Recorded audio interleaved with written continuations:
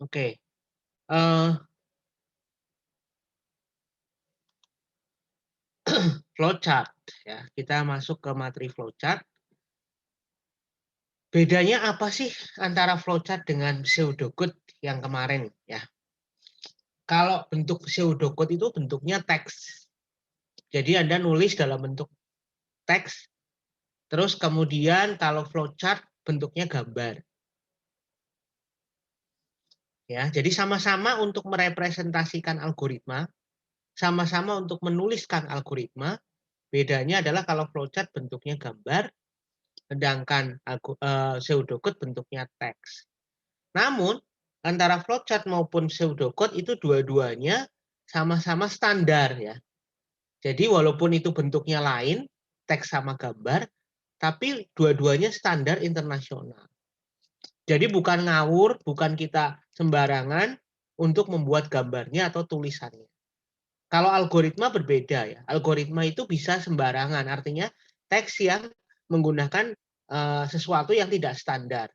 Jadi terserah kita lah bisa dibilang itu algoritma, gitu ya. Tapi bedanya algoritma dengan perasaan atau dengan khayalan atau dengan pikiran kita yang belum ditulis itu adalah kalau di pikiran kita kadang-kadang itu belum bisa dituliskan. Jadi contoh ya, kita sering, aduh belum kepikiran dan sebagainya. Jadi bisa tapi belum jelas. Nah, itu adalah pikiran gitu. Jadi tidak bisa dituliskan kan karena Anda belum jelas. Contohnya misalnya untuk mengetahui bilangan positif dan negatif misalnya. Itu bilangan positif itu seperti apa gitu. Oh, bilangan positif adalah bilangan saya tahu bilangan positif gitu kan. Anda mungkin pikirannya kan begitu di dalam otak kita itu tahu bilangan positif itu yang kayak gitu. Jadi saya paham gitu. Tapi nggak bisa dituliskan. Kenapa? Karena Anda belum tahu caranya untuk mengetahui bilangan positif itu kayak apa sih gitu. Oh, bilangan positif adalah kalau lebih besar dari nol. Nah, ketika Anda menemukan apa ya namanya jawaban bahwa oh itu lebih besar dari nol baru bisa dituliskan. Nah, itulah algoritma. Tapi kalau masih dalam pikiran kita gitu ya, saya paham maksud soalnya gitu, saya ngerti gitu, tapi saya tidak bisa menuliskan. Nah, itu berarti belum bisa menjadi algoritma. Nah, ketika Anda membuat tulisan dalam bentuk algoritma, algoritma itu tulisannya bisa bebas. Anda bisa pakai bahasa Indonesia, bisa pakai bahasa daerah dan lain sebagainya. Ya, tapi sudah bisa dituliskan. Anda sudah ngerti, sudah bisa dituliskan, tapi belum dibuat dalam bentuk program. Nah, beda dengan pseudocode. Kalau pseudocode itu sudah mirip program kan, jadi ada standarnya. Gitu. Nah, kalau flowchart sama dengan pseudocode, tapi bentuknya gambar gitu ya. Bedanya di situ. Jadi kalau di dalam pseudocode kemarin ada beberapa keyword seperti misalnya get, input, output, terus print misalnya ya, terus set, terus kemudian if, for atau while dan sebagainya. Nah, nanti keyword standar itu akan dibuat dalam bentuk gambar gitu. Jadi keyword standarnya itu akan dibuat dalam bentuk gambar. Jadi kata-kata seperti print itu nanti gambarnya kayak apa? Kata-kata seperti get itu berarti bentuknya gambarnya seperti apa? For itu nanti ada gambarnya sendiri gitu. Jadi keyword-keyword yang kemarin muncul itu sebenarnya nanti berupa gambar. Bisa dipahami ya di sini ya. Nah, tujuannya sama ya, cuma bedanya notasi atau bentuknya. Saya akan memperjelas lagi, flowchart adalah sering disebut dengan diagram alir. Jadi flowchart itu sering disebut dengan diagram alir.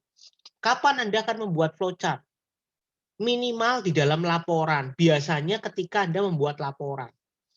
Laporan tugas-tugas, laporan KP, kerja praktek, atau laporan skripsi, laporan proposal, dan sebagainya, itu kebanyakan ada flowchart-nya. Kenapa? Karena untuk menggambarkan alur kerja kita. Kadang ketika Anda membuat proposal, kan belum jadi tuh programnya. Programnya itu belum ada karena baru proposal. Tapi ketika Anda membuat proposal harus sudah ngerti dulu sebenarnya langkah-langkahnya gimana. Caranya gimana? Maka dibuatlah dalam bentuk flowchart. Jadi belum jadi programnya karena memang baru proposal. Nah, begitu. Jadi Anda akan membuat dalam bentuk rancangan. Jadi ketika programnya belum jadi, maka akan membantu pembuat program ya, membantu programmer, membantu kita dalam menggambarkan alur kerja logikanya. Dan bagi orang yang membaca pun itu akan menjadi apa ya, bukti bahwa oh ini orang ini paham, orang ini akan mengerti alurnya gitu. Jadi biasanya flowchart itu lebih banyak, kalau saya lebih banyak membuat flowchart ketika belum membuat program. Misalnya buat laporan, tugas, proposal dan sebagainya. Tapi ketika programnya sudah jadi pun, misalnya programmer hebat nih ya, karena kita programmer hebat maka kita membuat programnya duluan tanpa membuat flowchart. Apakah boleh? Boleh. Kalau kita sudah punya pengalaman luar biasa begitu ya, sudah pintar, sudah canggih, coding langsung, ngapain pakai flowchart gitu kan? Oh nggak ada yang minta juga. Gitu. Jadi saya langsung buat programnya, jadi. Nah programnya itu jadi, bagus. Nah tapi kan saya mau jual mungkin ya, atau saya mau menyampaikan kepada orang lain, saya mau mempromosikan program saya. Nah gimana caranya mempromosikan program? Nggak mungkin dong saya tunjukkan source code-nya. Pertama, nanti ketahuan orang lain, bisa ditiru orang lain, bisa dicuri orang lain. Yang kedua, orang juga belum tentu paham membaca source code, pusing ya kan? Kalau bukan orang programmer pasti enggak. Wah, saya nggak bisa baca itu, apa itu, saya nggak ngerti. Maka cara yang paling baik adalah membuat dalam bentuk flowchart. Jadi flowchart-nya itu dibuat setelah programnya jadi. Nah, kebanyakan mahasiswa ketika buat apa namanya skripsi mungkin gitu ya atau mungkin tugas, beberapa karena sudah pengalaman membuat program, beberapa justru malah membuat programnya dulu daripada flowchart. Ya, tapi kalau untuk zaman sekarang kalian artinya dari sisi Alpro begini nih, karena mungkin belum punya pengalaman membuat program, maka flowchart dulu. Tapi nanti ketika semester Anda sudah semester 5, 6 gitu, udah pinter gitu ya, bisa dibilang sudah pengalaman membuat program, mungkin ketika ada tugas, ada kasus, Anda langsung buat programnya aja, langsung gitu ya. Tapi flowchart-nya nanti, nah ketika diminta. Bentar.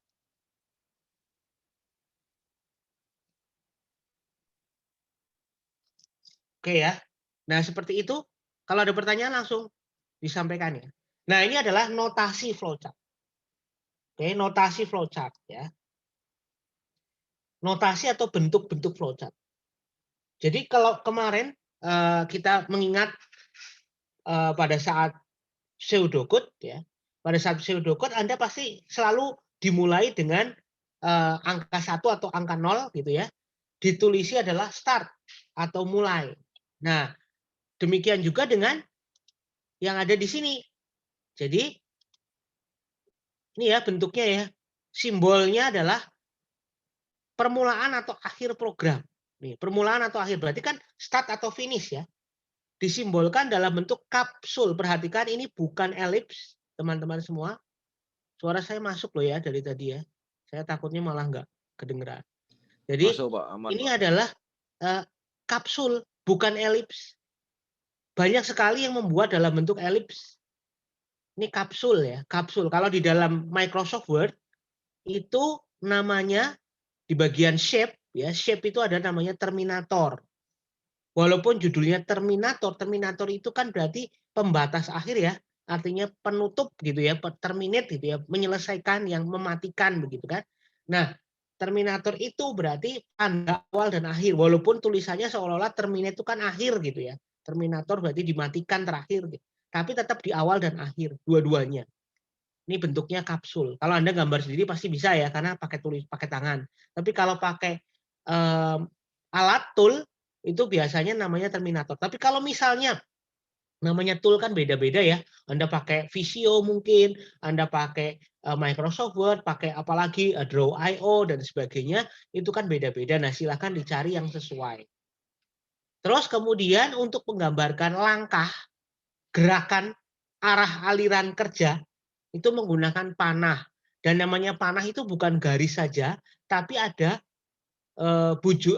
busurnya ya, ada anak panahnya ya, ada anak panahnya. Nah itu berarti harus ada anak panahnya ke mana gitu. Jadi bisa ke bawah, ke atas karena itu bentuknya 2 dimensi kan.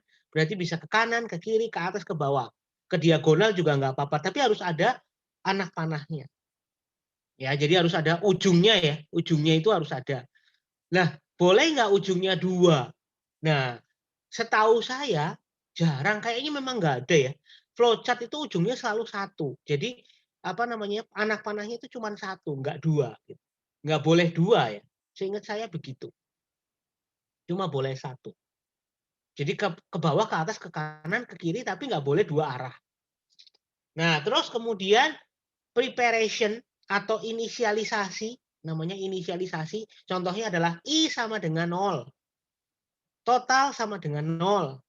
Pernah ya kemarin ya. Pokoknya intinya yang biasanya di awal buat buat apa ya, mengamankan variabel suatu nilai itu biasanya menggunakan preparation, yaitu segi 6 ya. Segi 6 nih. Segi 6 tapi agak mendatar begitu. Terus kemudian proses. Proses itu berarti perhitungan apapun, rumus matematika biasanya. Misalnya luas sama dengan panjang kali lebar. Itu proses, bentuknya persegi panjang. Oke, terus kemudian untuk menerima input atau mengeluarkan output. Jadi dua-duanya ya. Menerima input atau mengeluarkan output. Itu adalah berbentuk jajaran genjang. Ya, berbentuk jajaran genjang. Nih. Bentuknya jajaran genjang. Bisa input, bisa output. Berarti dua-duanya ya. Bisa input, bisa output. Dua-duanya. Kalau input berarti get atau ambil atau terima atau apa gitu ya, pakai bahasa Inggris mungkin ya get. Terus kemudian kalau output berarti print. Gitu. Sama ya simbolnya ya. Simbolnya sama. Terus kemudian nanti pada saat materi pertemuan ke-6 kayaknya ya, ada yang namanya modular programming, yaitu subprogram atau yang disebut dengan prosedur. Kemarin ingat ya, prosedural, bahasa pemrograman prosedural. Nah, ini adalah simbolnya adalah persegi panjang pakai 2 garis penutup kiri kanan. Apa artinya? Ini biasanya isinya adalah sebuah nama. Misalnya nama nama prosedur. Misalnya prosedur apa? Prosedur untuk menghitung faktorial ya. Berarti hitung faktorial. Nah, berarti isinya cuma nama aja. Jadi di dalam sini tuh orang-orang akan tahu bahwa oh ini itu adalah sebuah prosedur, sebuah subprogram yang nanti akan dijelaskan lagi secara lebih detail. Jadi ini kayak apa? Cuma nama saja, nanti penjelasannya ada di flowchart lain. Jadi bentuknya ini nanti berarti ada flowchart tambahannya. Gitu ya, ada flowchart lagi gitu. Lalu kemudian decision atau penentuan keputusan atau percabangan atau kondisional itu adalah pakai apa ini? Belah ketupat. Ya, belah ketupat berarti di sini biasanya adalah apakah X lebih besar dari 0? Misalnya gitu. Jika X kurang dari 1, nah misalnya kayak gitu. Atau apakah cancel ditekan? Nah, biasanya berupa pertanyaan biasanya. Ya. Berupa logika, apakah ini iya apa enggak gitu ya. Berupa boolean ya, biasanya boolean atau true false ya. Seperti itu. Ini adalah decision. Nah, decision ini walaupun kelihatannya sendirian, ya kan? Ini kan bentuknya sendirian, tapi selalu ditemani oleh garis, ya. Ditemani oleh garis seperti panah di depan tadi ini. Gini ya, persis seperti panah di depan ini. Nah, garisnya itu kemana? Garisnya itu pasti selalu ada 2. 2 itu adalah untuk outputnya. Jadi inputnya cuma 1, lalu kemudian outputnya ada 2. Inputnya 1, outputnya 2. 2 itu apa? 2 itu true seperti apa, false seperti apa. Jadi 2 itu artinya yang benar seperti apa, yang salah seperti apa. Gitu. Nanti ada penjelasan lebih detail. Kemudian ini adalah untuk memotong flowchart. Jadi kalau flowchartnya itu Anda buat tapi nggak selesai karena terlalu panjang, maka dipotong dengan menggunakan lingkaran. Nah, dengan menggunakan lingkaran ini disebut dengan penghubung tapi di halaman yang sama. Jadi ini di sini kan tulisannya penghubung ya. Penghubung ini maksudnya di dalam halaman yang sama. Seperti apa? Jadi dalam satu halaman Anda buat flowchart-nya kan turun ke bawah ya. Tapi kan masih sisa tuh halamannya, di sebelah kanan masih kosong warna putih. Nah, Anda bisa ngelanjutin di sebelahnya, tapi di dalam satu halaman yang sama. Itu namanya on page connector.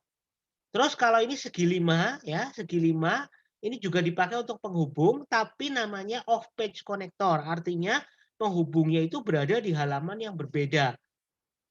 Jadi dipotong tapi motongnya itu beda halaman. Begitu. Ya, nanti akan ada contoh-contohnya. Udah ada berapa ya? 1 2 3 4 5 6 7 8 9. Nah, sudah. Cukup itu ya, 9. Sedikit ya. Nggak ada 10 ya. Nah, cuman ada 9. Pasti harus ingat dong, cuma 9. Dan cara pakainya. Oke, jadi ingat dan cara pakainya. Nah, sekarang kita lihat satu persatu ya. Ini adalah terminal simbol atau terminator. Berarti dia adalah tanda awal dan akhir. Ya, tanda awal dan akhir. Namanya awal berarti nggak mungkin ada. Ini saya sekalian nulis ya. Uish.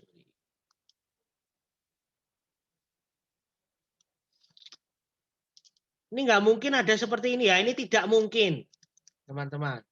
Karena awal, dan ini juga tidak akan mungkin ya. Paham di sini? Karena akhir kok keluar lagi. Kan sudah awal dan akhir. Ya, jadi sudah tidak mungkin ada panah lagi di atasnya dan tidak akan mungkin ada panah lagi setelah stop.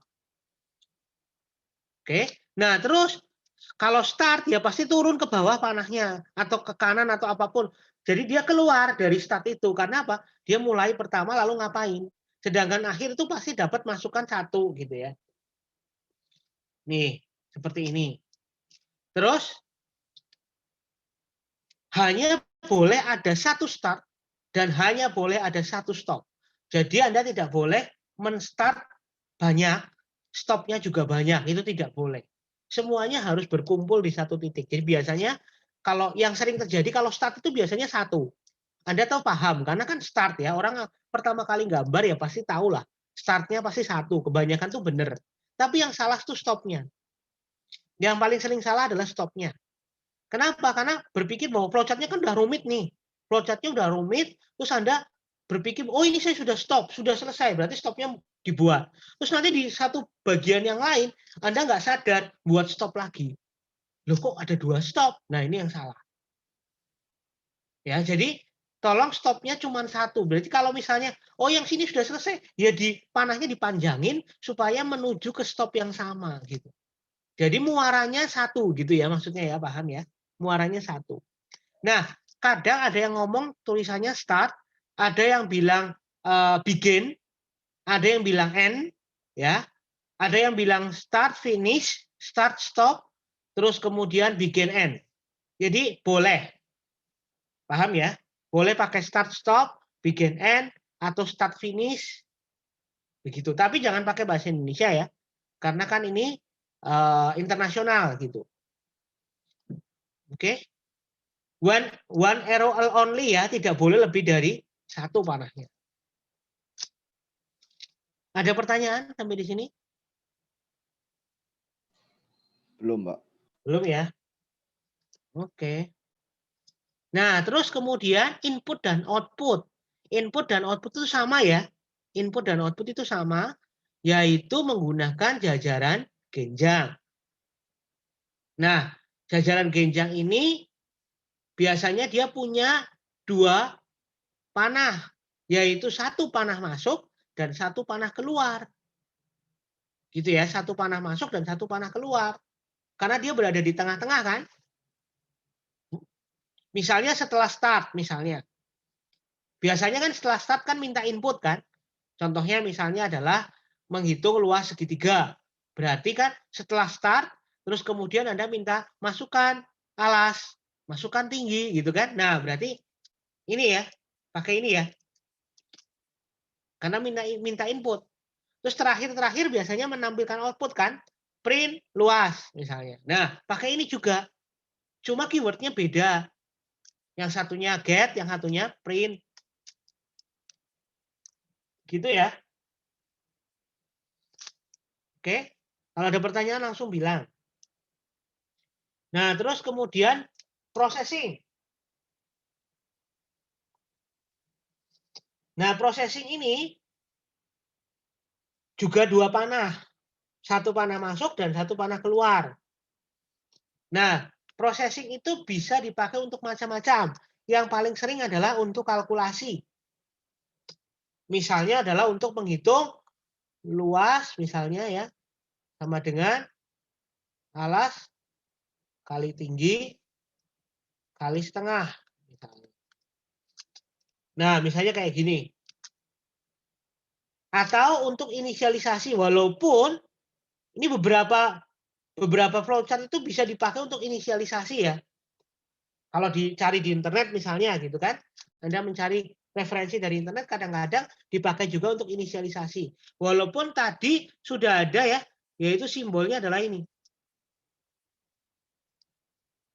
Nah, ini sum sama dengan 0, misalnya 5 misalnya gitu ya. Ini inisialisasi ya.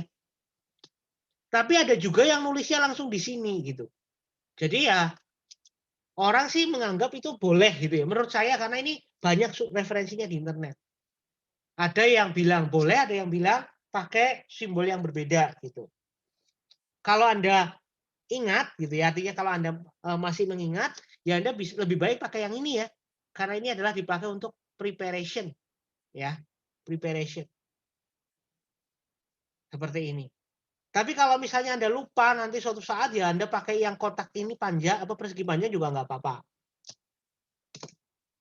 Nah, di Python tidak ada deklarasi ya.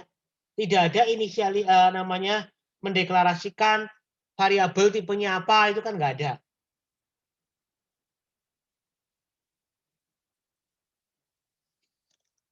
Oke, sudah. Terus kemudian decision. Decision ini bentuknya adalah apa ini, belah ketupat ya, belah ketupat. Biasanya berupa pertanyaan gitu ya, atau nggak usah pakai tanda tanya juga nggak apa-apa, tapi ini prinsipnya harus dijawab nih, gitu. Prinsipnya harus dijawab, ya atau tidak gitu. Jawabannya cuma dua, yaitu ya atau tidak, memenuhi atau tidak memenuhi gitu. Misalnya apakah A sama dengan 0, apakah B sama dengan 0, apakah jumlahnya sama dengan 2, atau apakah bilangan prima, misalnya gitu ya. Pokoknya prinsipnya adalah pertanyaan yang tidak perlu tanda tanya juga nggak apa-apa. Terus inputnya itu 1, nih inputnya itu 1, outputnya 2. Paham ya? Inputnya itu 1, ini input nih. Terus ini output nih. Ini juga output. Oke, outputnya 2, inputnya 1. Nah, outputnya itu ya atau tidak, atau true false. Ya tidak, yes no, terus true false gitu. Pilihannya itu. Nah, nanti kebanyakan kesalahan pemula adalah kalau misalnya pilihannya ada banyak terus gimana? Misalnya contoh ya kemarin ya. Suhu itu kan bisa beku ya, misalnya normal, terus kemudian mendidih misalnya ya, mengembun dan sebagainya. Jika dia antara segini sampai segini maka beku dan sebagainya kan. Nah, pilihannya kan banyak, lebih dari satu nih. Ya, mungkin ada 3 atau 4. Nah, biasanya yang salah adalah Anda itu membuat seperti ini. Ini kesalahan, ya. Ini Anda buat, ini output nih. Terus Anda pengennya gampang aja. Ini inputnya ya. Misalnya ini suhu gitu ya. Terus ini yes kan, ini no. No-nya nantilah, saya nggak usah mikir dulu. Ini yes. Nah, kalau yes, ini beku. Ini apa ini? Apa ya, pokoknya ini A, B, C, D, E, F, G lah gitu ya. Pilihan gitu. Nah, nggak boleh ya teman-teman.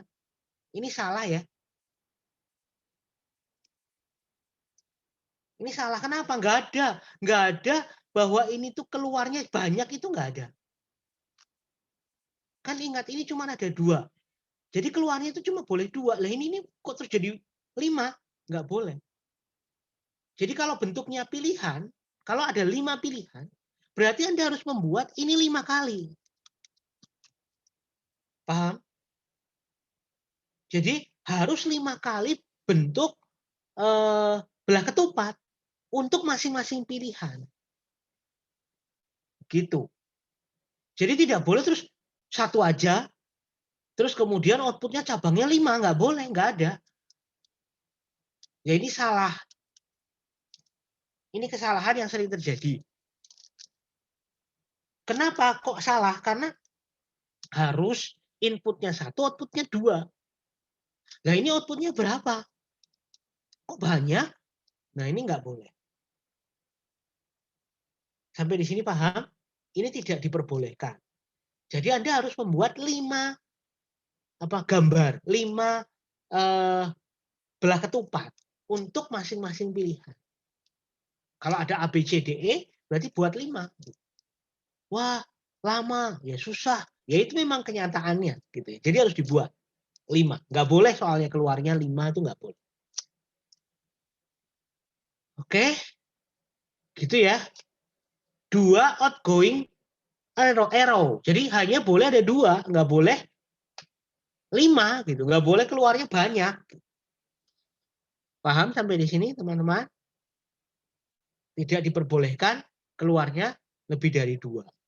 Yes gimana, no gimana. Dan itu cuma 1 gitu. Nggak boleh 5 atau 10 atau 20.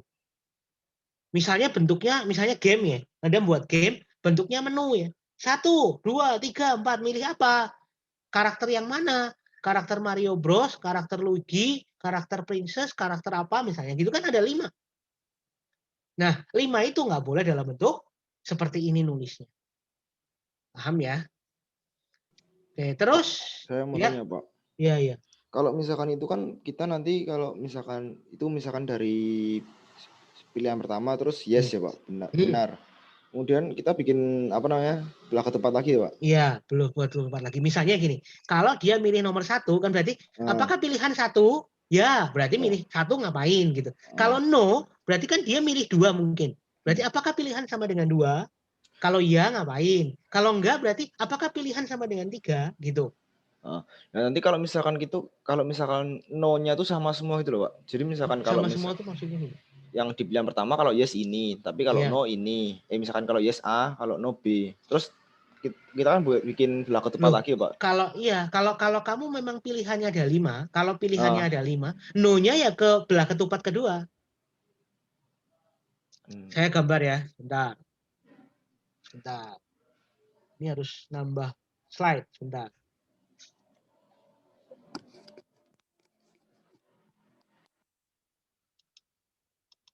Ini slide kosong.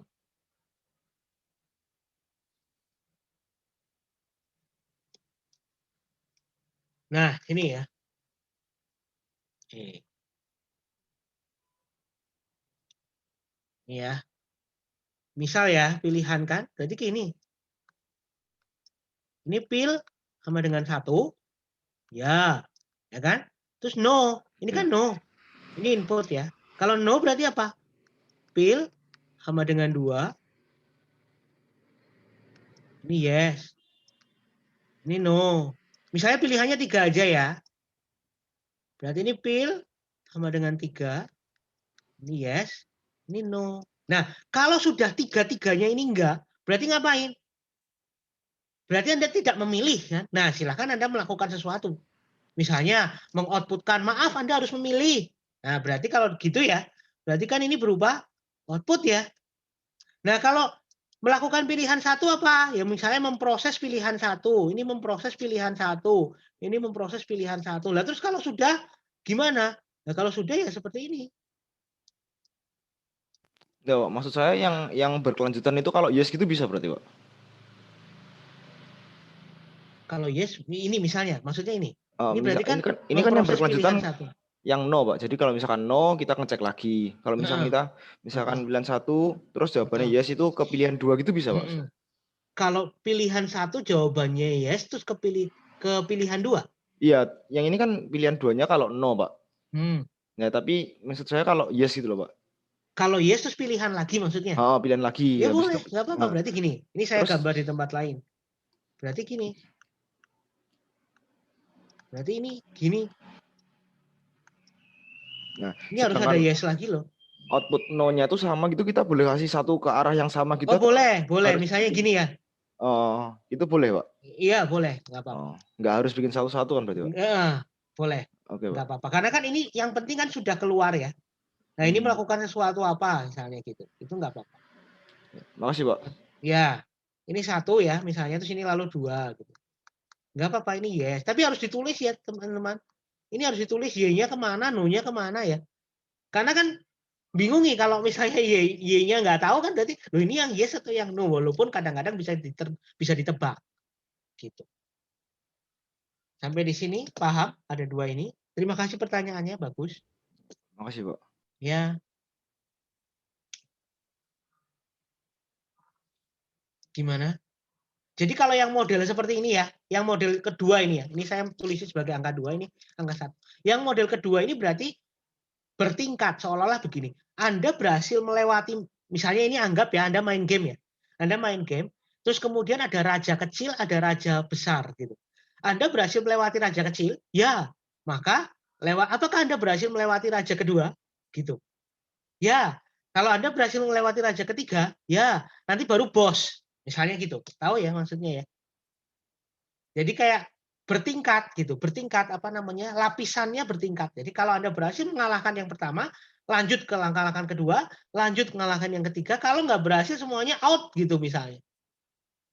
No itu artinya out, jadi kalah, game over lah misalnya. Nggak apa-apa, bisa lah kayak gitu.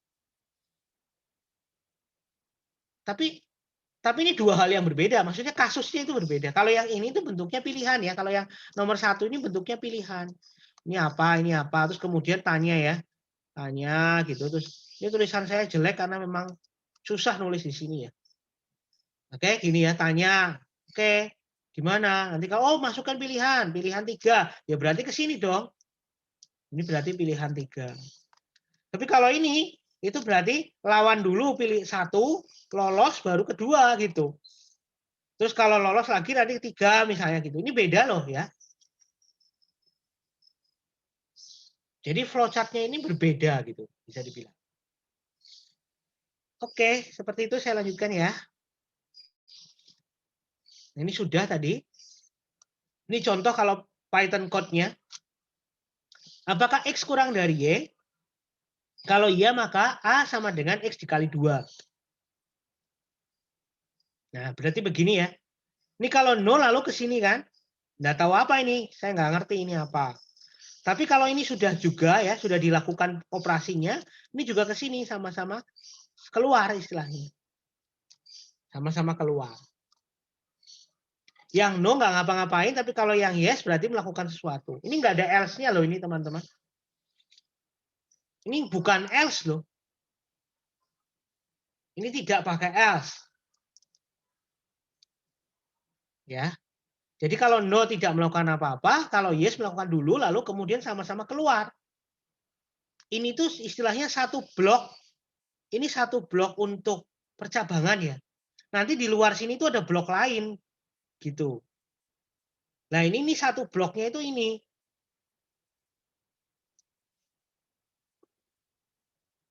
Paham sampai di sini? Teman-teman yang lain boleh bertanya loh ya. Ya, next. Terus, nah ini pakai else. Oke, ini blok ya, ini sama, ini blok. Gini ya. Nah, ini juga blok. Ini di luar blok. Jadi panah ini tuh di luar blok. Nah, terus ini pakai else. Bedanya kalau yes ini melakukan sesuatu, kalau no melakukan sesuatu karena else kan. Berarti salah satu tok ya. Nggak mungkin dua-duanya ya, perhatikan ini nggak mungkin dua-duanya. Jadi hanya salah satu. Namanya pakai else itu pasti salah satu. Nggak mungkin dua-duanya dikerjakan.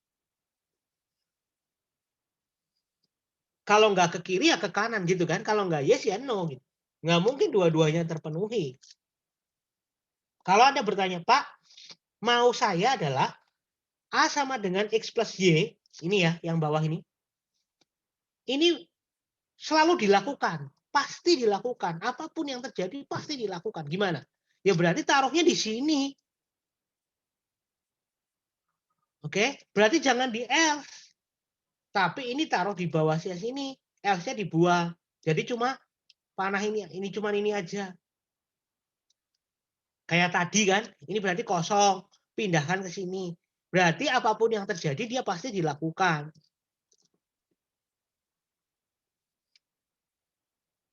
Jadi kalau Anda bingung, bisa gambar dulu kan sebenarnya ya.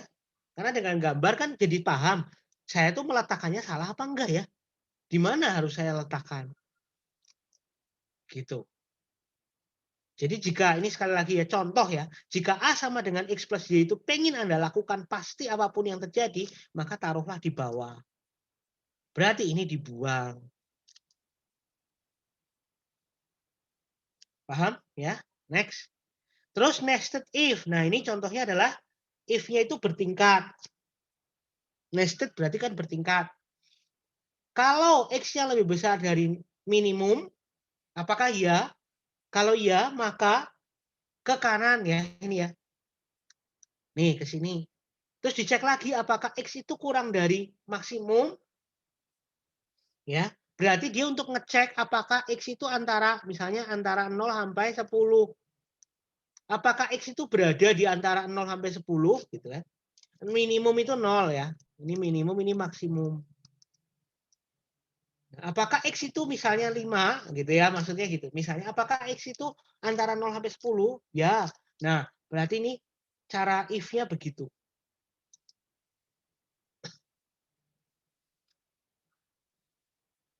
Nah, nulisnya gimana programmingnya? Ini udah ada belum? Oh, belum. Nah, kalau seperti ini gimana berarti? If apa? X lebih besar dari minimum. Ya, kalau iya, maka ini pakai Python ya.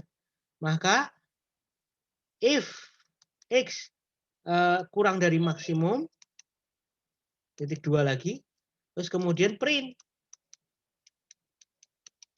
Ini ya, printnya yang ini ya, yang saya kasih warna ya, ini ya. Nah, terus else-nya, ini kan, ini else dulu ya, ini else. Else itu pakai titik 2 nggak? Saya lupa. Pakai ya. Else titik 2. Nah, berarti ini baru print lagi. Ini yang ini ya. Oke, terus yang ini berarti if yang ini.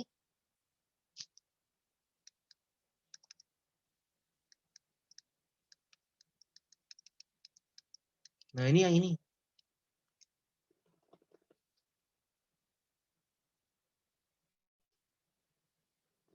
Nah, lebih gampang mana?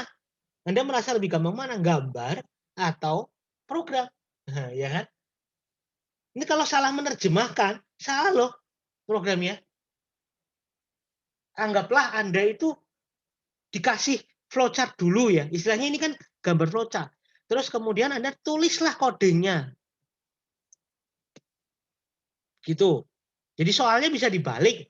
Dari flowchart ini tolong gambarkan, dari kode ini tolong gambarkan flowchartnya.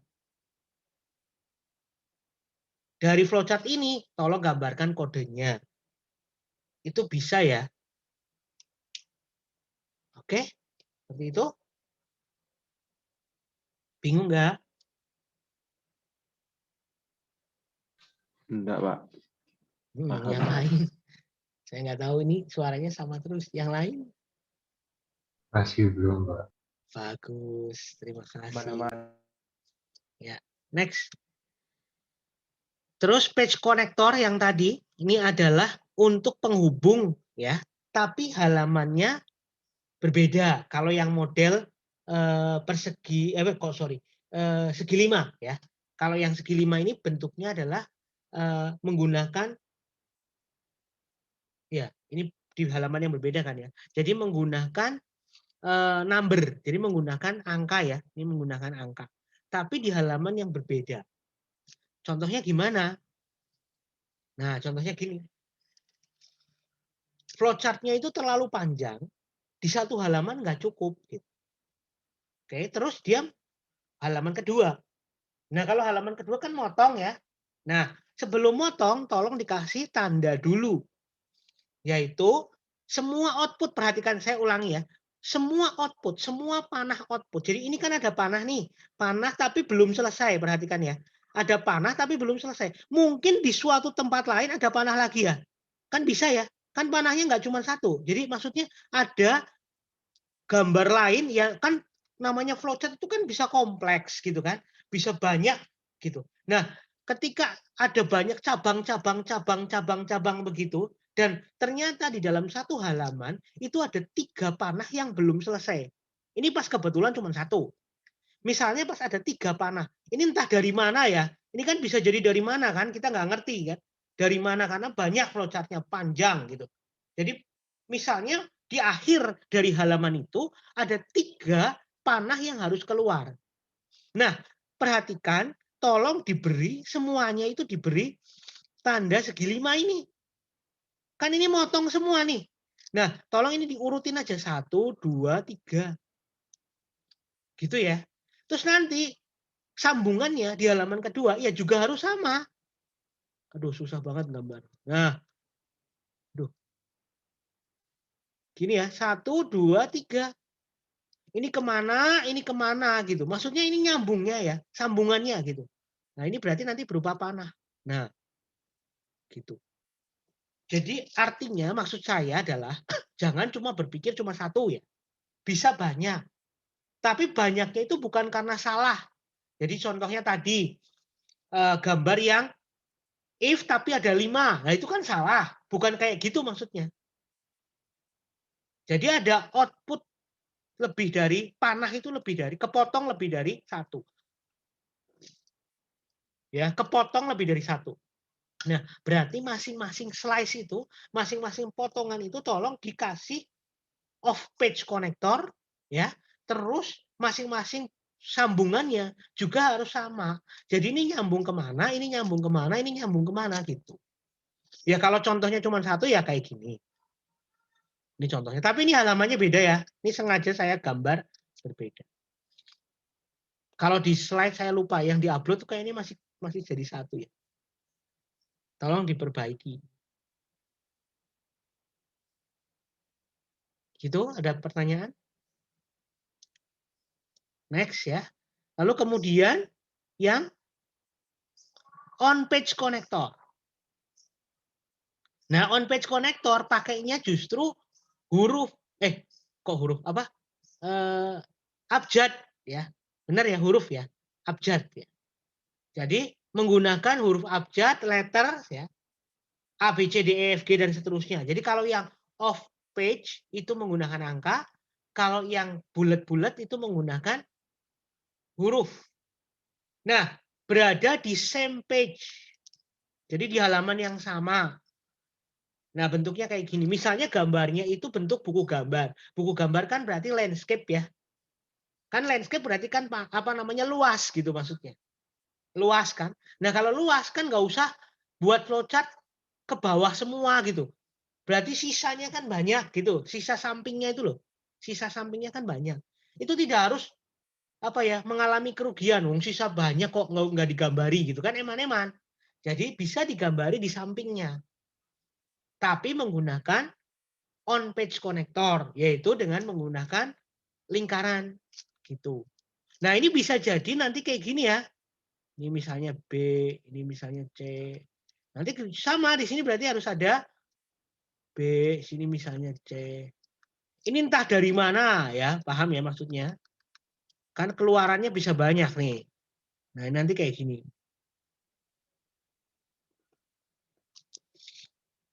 Paham sampai di sini? Tapi ini di dalam satu halaman yang sama. Nah, terus cara menggambar flowchart tidak harus ke bawah, teman-teman. Bisa ke kanan. Kadang-kadang ke kanan lebih apa ya, menyingkat kertas gitu maksudnya. Cuma ya maksud saya begini, yang penting kan panahnya ya ke arah mana gitu. Jadi orang bisa mengikuti alurnya gitu. Kalau Anda merasa bahwa ke bawah itu paling enak dibaca, ya silahkan. Tapi kalau ke kanan oke-oke saja, ya ke kanan ya nggak apa-apa. Bahkan muter-muter seperti ular pun sebenarnya nggak apa-apa ya. Artinya ke kanan, terus ke samping, ke kanan, yang penting memenuhi gitu. Yang penting enak dibaca. Jadi jangan kecil-kecil sekali misalnya gitu. Nah kalau kecil-kecil sekali kan susah dibaca. Jadi ya menurut saya nggak masalah mau ke kiri, ke kanan, ke bawah, ke atas. Yang penting panahnya betul, alurnya betul gitu. Jadi makanya sangat penting panahnya itu, anak panahnya itu penting banget gitu ya. Tidak hanya cuma garis. Gitu ya teman-teman. Oke, jadi tidak harus ke bawah. Kebetulan beberapa flowchart itu paling banyak ke bawah, tapi boleh ke kanan. Misalnya Anda nanti buat proposal, buat KP, buat skripsi, buat apa gitu ya. Nah itu boleh ke kanan, ke bawah, ke kiri, ke kanan boleh. Yang penting betul. Gitu. Ya, orang akan mudah mengikutinya, tidak terlalu kecil. Terus kemudian repetition atau perulangan. Bagaimana cara mengulang? Nah, cara mengulang itu sebenarnya ada beberapa cara ya. Ada yang pakai model begini ada juga. Ini kayak apa tuh namanya? Ini tadi preparation ya. Misalnya ini. Misalnya saya nulis for E sama dengan 1 to 10 gitu. Misalnya dari 1 sampai 10 kerjakan ini. Nah, ini nanti Anda bisa buat X sama dengan 1 gitu. Terus kemudian Anda melakukan pekerjaannya. Lalu ini nanti bisa dibuat dalam bentuk kayak gini. Jadi ini kayak perulangannya gitu. Ya. Ada yang pakai model seperti ini. Nih. Jadi ke bawah gitu. Pakai ini dikasih kayak batas begitu, tapi pakainya garis putus-putus. Namun beberapa yang paling banyak saya temui pakai model if. Tapi if-nya itu muter. Jadi kalau ini kan tidak ada if-nya ya, bisa dibilang ini tidak ada if-nya. X sama dengan 1, terus kemudian nanti di bawah sini harus X-nya sama dengan 10 apa enggak. Gitu. Ya di bawah sini. Dicek di bawah sini apakah X-nya sama dengan 10 atau tidak. Tapi kebanyakan saya paling banyak itu menemukan flowchart yang model ini. Contohnya ini ya. X apakah selama X kurang dari Y maka X plus plus. X plus plus itu artinya X sama dengan X plus 1 ya. X plus plus itu berarti ditambah 1. Nah, terus caranya gimana? Jika X kurang dari Y, kalau ya maka tambahkan 1, terus kemudian muter. Lihat panahnya ini muter lagi ke sebelumnya. Berarti dia ngecek, terus ngecek. Jadi ini ada loop di sini. Paham sampai di sini? Saya lebih sekarang artinya saya paling banyak menemukan yang ini. Pakai if tapi muter gitu. Jadi jika dia masih memenuhi syarat, dia naik lagi gitu. Jadi bisa dibilang ini kurva tertutup ya. Muter. Panahnya kan nutup lagi tuh. Ke sebelumnya ya perhatikan. Oh ya, nanti ketika Anda membuat panah, ketika Anda membuat gambar yang berbuah panah, perhatikan panahnya itu kemana ya teman-teman. Kalau panahnya itu ke sebuah proses kan gampang, cuman ke bentuk kayak gini ya, cuman kayak gini kan mudah. Jadi udah jelas oh ke sini. Jadi sudah jelas itu ke kotak ini kayak kan mudah. Tapi ketika ke garis itu yang susah. Panahnya itu ke garis perhatikan ya. Kalau cuman ke bentuk, ke kotak itu mudah. Tapi kalau yang ke garis tuh, Anda lihat ya. Kalau memang panahnya itu harus sebelumnya. Jadi ini kan mau ngulangi lagi ya, mau mengulangi lagi if-nya. Nah, berarti kalau mau mengulangi maka panahnya itu harus di atasnya. Supaya turun gitu loh maksudnya. Supaya turun nanti menuju ke sini lagi. Jangan misalnya panahnya nanti malah di sini gitu ya atau di sini gitu. Membingungkan. Jadi tolong kalau memang dia mau mengulangi kan berarti harus sebelumnya gitu. Ya, jadi panahnya itu harus sebelumnya. Kalau ke garis itu perlu diperhatikan garisnya itu kemana gitu ya. Di posisi mana gitu. Oke, next. Oke, ada pertanyaan sampai di sini? Udah ada banyak contoh? Pak mau tanya. Ya. Itu Pak, kalau yang for kan ada batasannya Pak. Misal Ya, for 1 sampai i, 10 gitu ya. nah iya, itu gimana ya Pak? Menentukan kalau dia sudah sampai 10-nya. Kalau while kan ada persyaratannya, jadi bisa pakai if Oke, saya gambar example gini. itu. For i sama dengan 1, misalnya ya to 10. Berarti di sini panah i kurang dari 10. Ini saya gambar gini ya. Terus ngapain? Misalnya ini titik 2 di sini. Mau ngapain? Misalnya X sama dengan X plus 1 ya, sama ya. Ini kan variabelnya berbeda. Berarti di sini X sama dengan X plus 1. Gini ya. Terus kemana habis itu? Ini kan berarti kalau yes ya. Ini kalau yes maka ke sini.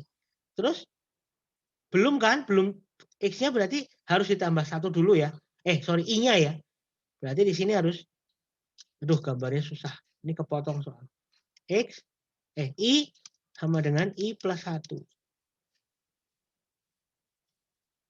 Jadi ditambah dulu. Ini kan berarti pertamanya kan I-nya sama dengan, aduh bentar ya saya ulangi aja ya. Ini salah. Saya ulangi aja. Di sini aja. I sama dengan 1. Pakai yang ini ya, preparation ya. Terus kemudian di sini I kurang dari 10.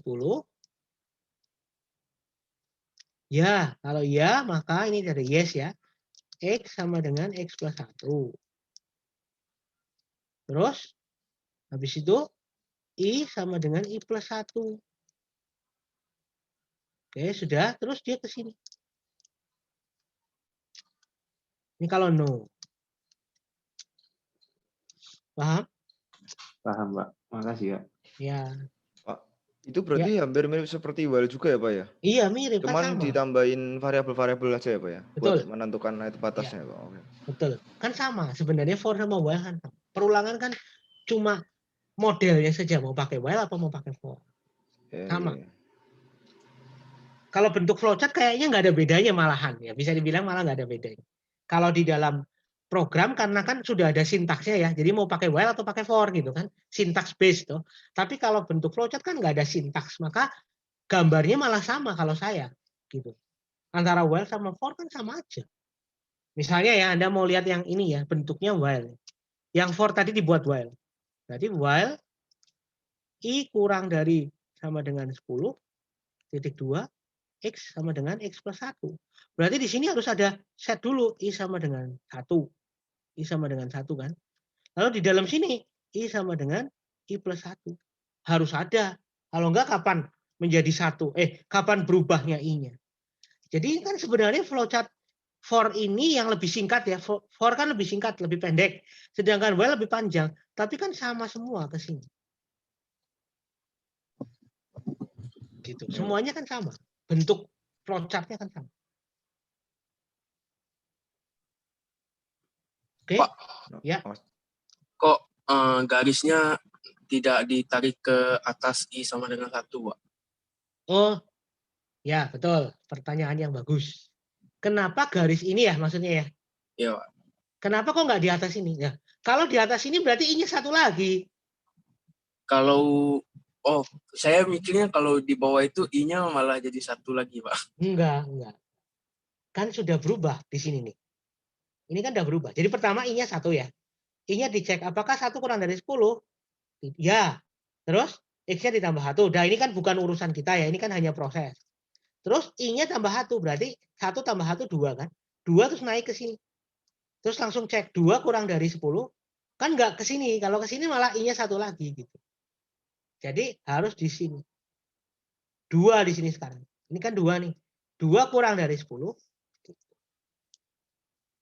2 kurang dari 10. Nanti kalau di sini jadi 3 kan. 3 kurang dari 10. Seperti itu.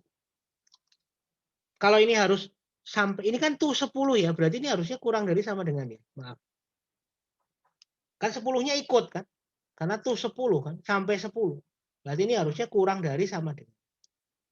Masalah seperti ini tuh biasa ya. Kita sebagai programmer nggak harus bukan nggak teliti ya, tapi maksudnya dicoba dulu. Oh kurang, ya udah tinggal ditambahin. Kan bisa ya. Oh iya, harusnya 10-nya ikut. Oh ya udah kasih sama dengan. Oke. Baik, Pak. Ya, Terima kasih, Pak. ya, terima kasih sama-sama. Nah, sekarang ini contoh, ini agak panjang ya flowchart-nya ya. Flowchart-nya ini mencari bilangan pembagi terkecil dari dua buah bilangan. Jadi kalau ada dua buah bilangan, misalnya bilangannya itu 2 dan 4, pembagi terkecilnya 2. Kalau 3 dan 6, pembagi terkecilnya 3. Ya. Kalau 2 dan 5, pembagi terkecilnya berapa? 1. Ya, pembagi yang paling kecil. Nah, itu flowchart-nya kayak gitu. Saya tidak memperhatikan masalah caranya ya, ini belum. Kita lihatnya flowchart-nya. Ya, perhatikan flowchart-nya. Bukan caranya. Startnya sama. Oke, terus ini adalah inisialisasi ya, atau preparation. Terus input kan, ada dua buah bilangan kan. Nah, input boleh dijadikan satu, boleh dipisah. Ini kan kebetulan dijadikan satu ya. Input bil 1, bil 2. Ini kan berarti jadi satu. Ini buat menerima input ini. Nih ya. Terus kemudian dicek. Apakah bilangan 1 lebih besar dari bilangan 2? Siapa tahu loh, inputnya itu kebalik 4, 2. Misalnya gitu kan. Boleh aja wong namanya nginput bilangan kan bebas. Nggak harus bilangan 1 lebih kecil atau bilangan 2 lebih besar kan nggak harus. Jadi bebas orang mau nginput kayak apa. Maka dicek dulu di sini. Anda itu mau mencari bilangan yang paling kecil kan? Berarti dicek. Apakah bilangan 1 lebih besar dari bilangan 2? Kalau iya maka yang kecil justru bilangan 2-nya. Karena bilangan 1 lebih besar kan. Kalau tidak maka kecil sama dengan bilangan 1. Gitu. Dah. Terus berdasarkan kecil itulah, nah yang kecil itulah dipakai gitu kan. Di sini dicek. A sama dengan bilangan modulus X. X-nya itu mana? X-nya itu 1 ya di sini nih. Ini inisialisasinya. Jadi bilangan modulus, semua kalau bilangan modulus 1 itu pasti kan 0 kan? Semua bilangan kalau modulus 1 kan pasti 0. Berarti A sama B-nya pasti 0 kan? Pasti. Itu udah jelas. Ya karena kan modulus berarti pasti 0, pasti habis gitu. Tapi X-nya ditambah nih. X-nya yang tadinya 1 ditambah lagi berarti jadi 2 X-nya ya. Terus di sini dicek, apakah A sama B 0? Ya. Ya. A sama B-nya kan 0 karena habis dibagi semua. Terus D-nya sama dengan X nih. D-nya sama dengan X. D sama dengan X. D itu bilangan apa di sini? Oh, D itu nggak ada bilangan apapun ya. Tidak ada inisialisasi. Terus D sama dengan X. Berarti X-nya tadi berapa? X-nya tadi 2 ya ini. Iya, 2, Pak. Ya, X-nya 2. X-nya 2. Terus kemudian X lebih kecil dari sama dengan kecil. Apakah 2 lebih kecil dari sama dengan kecil? Jadi kalau misalnya kecilnya tadi antara 2 dan 4 ya. Misalnya 2 dan 4 nih. Kecilnya kan 2 ya. Berarti apakah X-nya tadi 2 kan? 2 kurang dari sama dengan 2? Ya. Maka output kan D. Output kan D. Gitu ya, output kan D. Berarti D-nya adalah 2. Antara 2 dan 4, yang kecil mana gitu istilah. Yang pembagi terkecilnya mana. Nah, ini saya bukan mau menunjuk, ini saya sengaja mencarikan istilahnya. Mencarikan flowchart yang lumayan kompleks. Tujuan saya itu bukan ke rumusnya ya. Tapi tujuannya adalah mencarikan flowchart yang lumayan kompleks. Itu cara gambarnya kayak gitu maksudnya. Gitu. Jadi tujuannya saya mau menunjukkan gambar flowchart. Nah, ini simbol-simbolnya perhatikan. Yang pertama, kapsul. Paham ya? Masih ingat ya? Flowchart untuk start stop itu kapsul. Yang kedua adalah inisialisasi atau apa tadi? Inisialisasi atau preparation ya. Bentuknya adalah segi 6 ya. Segi 6. Segi 6 tapi memanjang. Terus kemudian input adalah jajaran genjang. Oke. Terus berikutnya tentang percabangan yaitu dengan menggunakan diamond atau ini belah ketupat ya. Terus harus jangan lupa ada panahnya ya. Panahnya yaitu keluarnya 2, yaitu mana yang yes, mana yang no. Gitu ya. Terus kalau sudah ketemu lagi nih, ketemu lagi semuanya jalurnya. Terus kemudian ini adalah proses ya. Proses itu biasanya berupa rumus, berupa kegiatan. Nah, dijadikan satu boleh, dijadikan satu-satu juga boleh. Terus setelah itu ada if lagi. Nah, yang namanya if itu selalu keluarannya dua, yaitu yes-nya mana, no-nya mana. Ya. Terus kalau sudah, ini kebetulan proses lagi ya. Terus setelah proses kemudian ini ada percabangan lagi, terus muter lagi naik ke atas. Berarti kan ngulang nih. Ini ngulang loh ini. Jadi artinya kalau X-nya itu tidak memenuhi syarat kurang dari sama dengan kecil, dia masih akan lanjut. Jadi kalau X-nya kurang dari sama dengan kecilnya false, itu dia akan lanjut ke atas lagi. Tapi tidak dari awal, perhatikan. Ini di awal itu cuma buat menentukan yang paling kecil mana gitu ya. Bilangan yang paling kecil mana di antara dua bilangan. Jadi sudah di sini itu cuma butuhnya untuk mengetahui dua bilangan itu yang paling kecil mana. Nah, setelah itu ngulangnya itu tetap di sini tok loh. Perhatikan, ngulangnya itu cuma di sini. Jadi panah itu mempengaruhi sekali gitu ya maksud saya.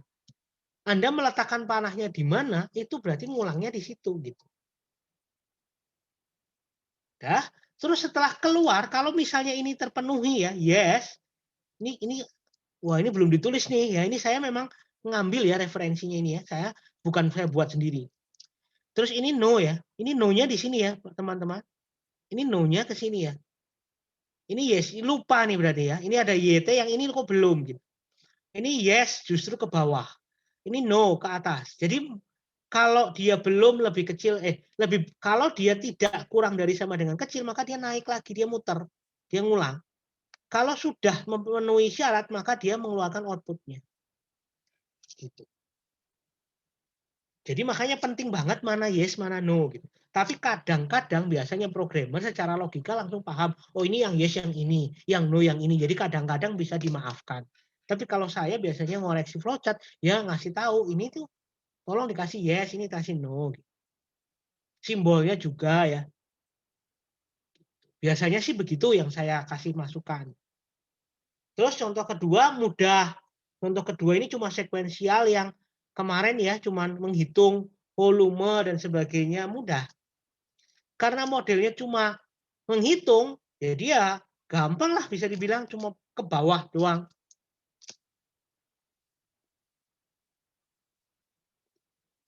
Begitu teman-teman.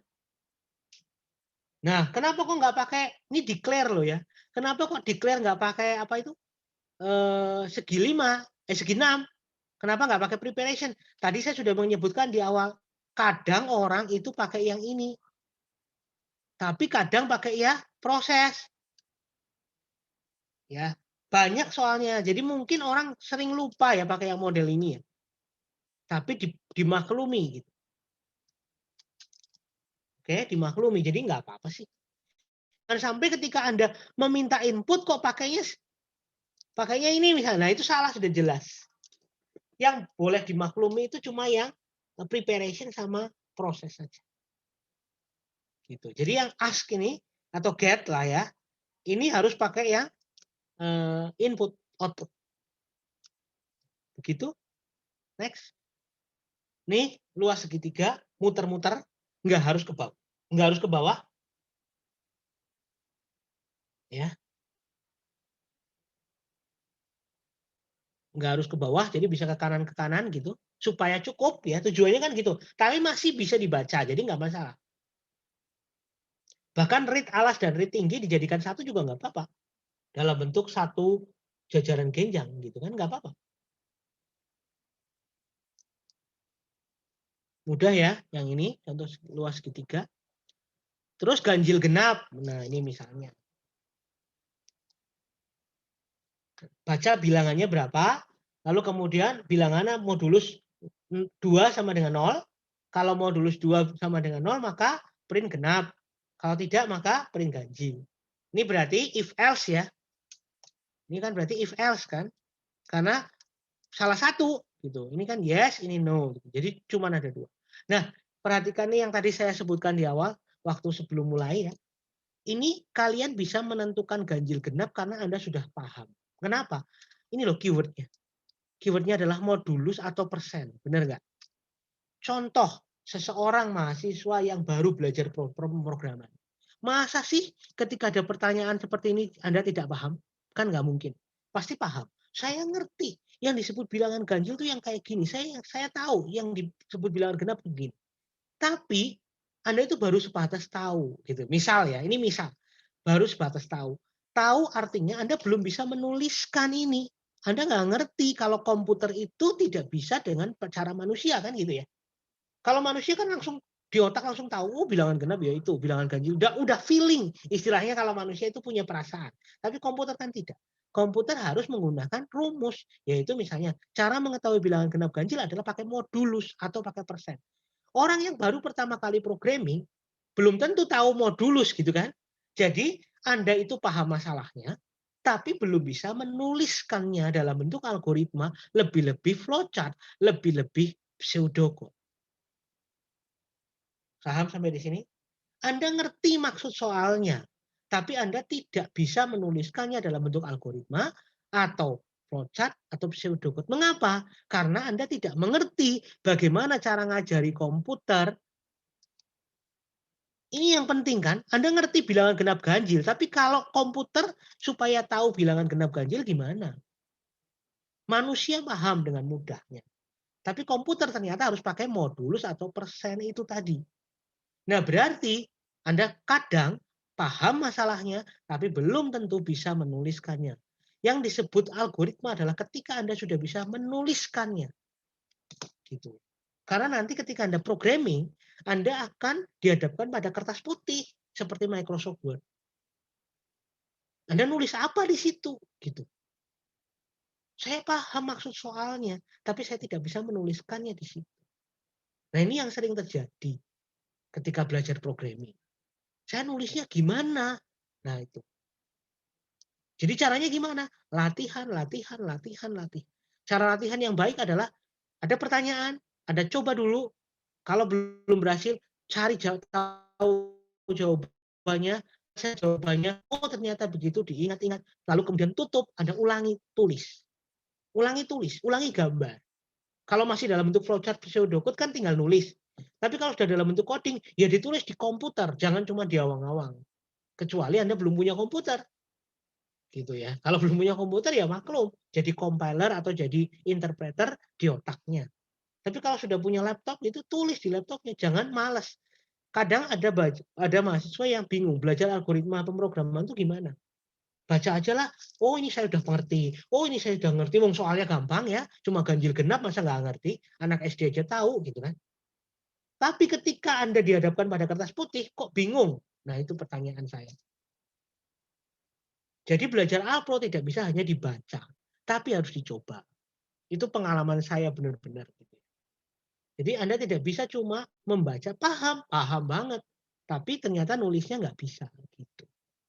Ini buat semangat ya, supaya kalian itu memahami cara belajarnya. Gimana sih cara saya untuk belajarnya?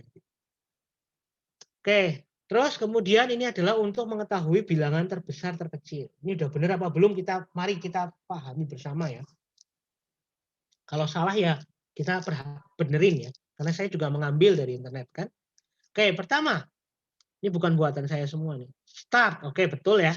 Ini untuk mengetahui bilangan terbesar dari 3 bilangan. Minggu lalu kayaknya sudah ya. Udah pernah saya bahas. 10, 3, 5. Paling besar kan pasti 10. Manusia dengan mudahnya. Ya kan? Tapi nulis ini belum tentu bisa. Nah itu bedanya. Manusia bisa memikirkannya, tapi belum tentu bisa menuliskannya dalam bentuk algoritma dan flowchart. Lebih program ya. Pertama adalah Anda harus menginisialisasi ya. Boleh pakai tadi ini yang kayak gini. Atau pakai ini ya. Terus read ya. Oke, read. Read berarti baca. 10, 3, 5. Terus diturun ke bawah.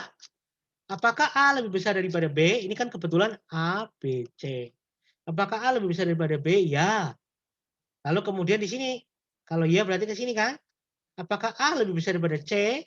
Ya juga. Maka print A. Betul dong. Apakah dia akan ke sini? Tidak ya. Ini berarti jalurnya cuma ke sini saja. Sudah selesai. Kalau kasusnya kayak gini. Kalau kasusnya kayak gini, betul. Ya kan? Coba sekarang dibalik 3, 10, 5. Oke, sekarang kita cek apakah A lebih besar daripada B? Ini kan A, B, C ya. Tidak. Oke, tidak. Berarti ke sini. Apakah B lebih besar daripada C? Ya. Ya. Ya, ke sini. Bentar. Apakah A lebih besar daripada B? Tidak. Apakah B lebih besar daripada C? Ya. Itu outputnya salah, Pak. Harusnya print B. Oh iya, ini harusnya print B ya. Nah, terima kasih. Ini berarti print C dong harusnya. Iya. Ya. Berarti flowchart ini salah ya, tolong diperbaiki. Nah, harusnya print B ya. Tuh. Oke, print B ini ya. Betul ya untuk kasus ini ya. Lalu kemudian coba yang 10-nya di kanan. A, B, C. A lebih besar daripada B? Tidak. Ya. Terus kemudian apakah B lebih besar daripada C? Tidak juga. Maka print C. Benar. Nah, berarti ini flowchart ini betul, cuma tinggal diperbaiki di bagian printnya. Kalau Anda mengecek if, itu tolong ngeceknya yang benar ya. Artinya, kalau ada 3 kemungkinan, 4 kemungkinan, 5 kemungkinan, ya Anda buat kasus yang benar-benar bisa merepresentasikan. Jangan sampai Anda cuma mencoba satu aja. Jadi tolong ditukar-tukar nih angkanya gitu. Jangan cuma 10, 3, 5 toh. Udah benar ya sudah. Padahal ternyata yang lain belum dicek. Nanti lebih-lebih kalau ketika error handling. Nah kalau negatif gimana? Kalau huruf gimana? Nah itu kalau error handling ya. Itu kalau nanti mempelajari error handling ya harus semuanya. Termasuk kalau ini, kalau dinakalin, kalau apa gitu. Kan banyak program-program yang error karena bukan karena sesuatu tapi bisa karena dinakalin ya. Dinakalin itu artinya dihack atau dimasuki apa gitu. Nah, itu kalau nanti mempelajari error handling. Begitu? Sudah jelas ya bilangan terbesar. Nah, mungkin begini Anda paham banget. Oke, saya paham Pak, saya senang, saya bisa paham. Tapi coba, bisa nggak Anda tulis dalam bentuk program? Atau bisa nggak Anda tulis dari flowchart ini dalam bentuk pseudocode dulu, lalu kemudian dalam bentuk Python-nya misalnya. Kalau bisa ya bersyukurlah. Tapi kalau belum, berarti Anda belum bisa menerjemahkan, belum bisa mengubah dari flowchart menjadi pseudocode atau dalam bentuk programming karena kertasnya tadi putih. Gitu. Ya, jadi pelatihan sudah bisa flowchart-nya, kemudian ditulis dalam bentuk pseudocode, ditulis dalam bentuk program. Oke, terus kemudian faktorial. Nah, ini.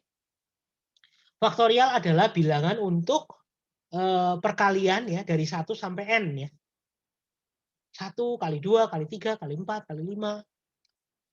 Nah, jadi caranya gimana kan gitu ya? Caranya gimana? Nah, caranya adalah Anda lihat kalau ada kasus kayak gini, ini berarti perkaliannya kan sebenarnya sama ya. Komputer itu kan cuma bisa mengalikan per 2-2 nih. Gitu ya. Per 2-2. Berarti artinya ini diulang, diulang, diulang, diulang. Sampai berapa? Sampai n. Oh, ini berarti pakai loop. Nah, 1. Pasti harus begitu. Nah, terus caranya gimana? Nah, di sini ya. Read n. Lalu kemudian set m sama dengan 1. Set f sama dengan 1. Ini apa? Ya ditiru dulu karena saya ini kan artinya bukan buatan Anda ya. Berarti ya ngikutin dulu alurnya. Saya nggak tahu ini buat apa. Oke, nanti dulu gitu kan istilahnya. Tapi tahu bahwa Anda tulis sini M sama dengan 1, F sama dengan 1. Terus M ditambah 1. Ya, add 1 to current M. Berarti M-nya ditambah 1. M sama dengan 2. Terus kemudian new value F sama dengan current value F multiply by M. Oke, berarti F sama dengan M. F dikali M ya. F dikali M. F dikali M. M-nya berapa? 2. F-nya tadi berapa? 1. 1 kali 2 sama dengan 2. Oke, berarti F-nya 2 di sini sekarang. Terus ditanya, apakah M sama dengan N? Apakah M-nya 2? N-nya itu berapa sekarang?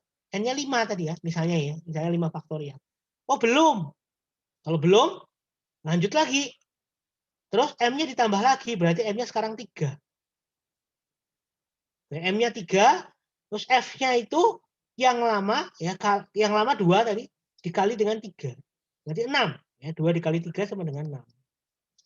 Dan lanjut lagi, apakah M sama dengan N? M-nya itu adalah 3, 3 N-nya adalah 5. Belum. Lanjut lagi. Terus M-nya jadi 4 ya. M-nya jadi 4, berarti 6 kali 4 sama dengan 24.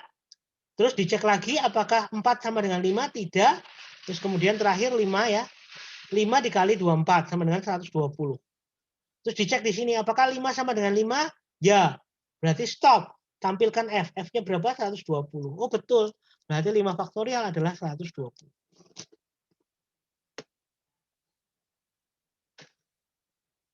Gimana teman-teman? 5 faktorial adalah 120. Anda nggak suka flowchart-nya orang ini? Nggak apa-apa, buat sendiri. Buatlah sendiri. Nggak suka pakai simbol M dan F, silahkan Anda buat sendiri. Justru kalau sama persis itu berarti Anda nyontek. Karena logika orang berbeda-beda, ya, cara menyimbolkan variabel berbeda-beda, cara nulisnya juga mungkin nggak perlu pakai R1, tapi Anda mau pakai M sama dengan M plus 1, boleh. F sama dengan M kali F, boleh. Tidak harus tulisnya kayak gitu loh maksud saya.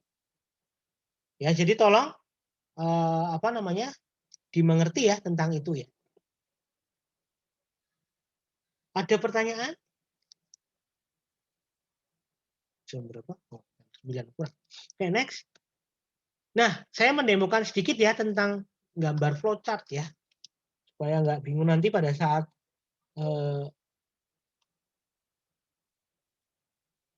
saya akan sharing.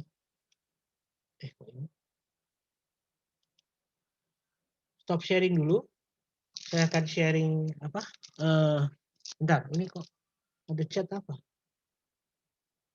Oh, saya akan sharing screen full screen pakai Microsoft Word. Bentar, saya siapkan dulu.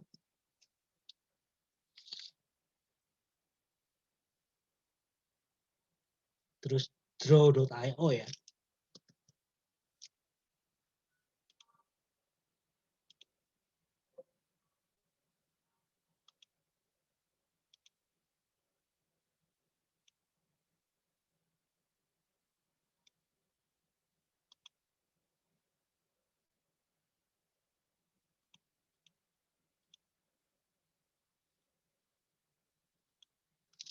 Oke, ini adalah Microsoft Word.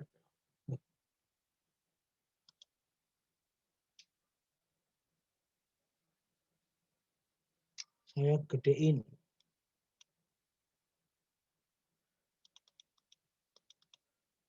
Oke, misalnya ini ya. Berarti Anda harus, bentar, saya hide. Draw ya, masuk ke draw. Kok draw sih? Insert, mana sih?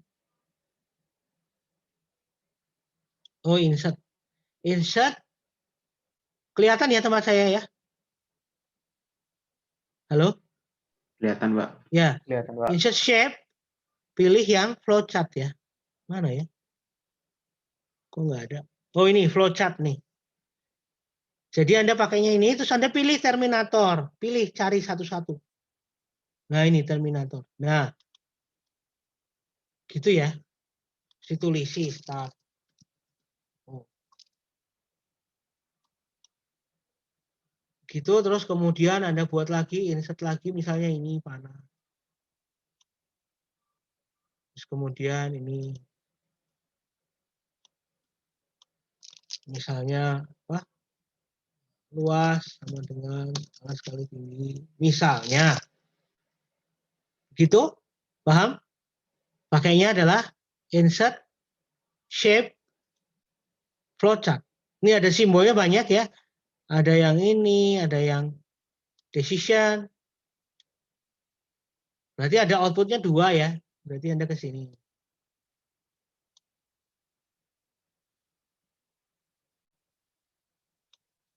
Kalau masalah kerapian, saya biasanya juga nggak bagus. Ya dirapikan lah gitu. Ini yes.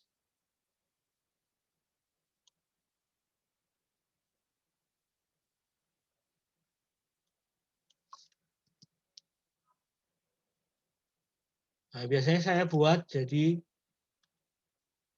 tidak ada line-nya ya. Terus ini di gini atau gimana. Pokoknya prinsipnya yes gitu kan. Ini ada copy. Saya biasanya sih gitu. Lalu kemudian ini paste, pindahin ke bawahnya.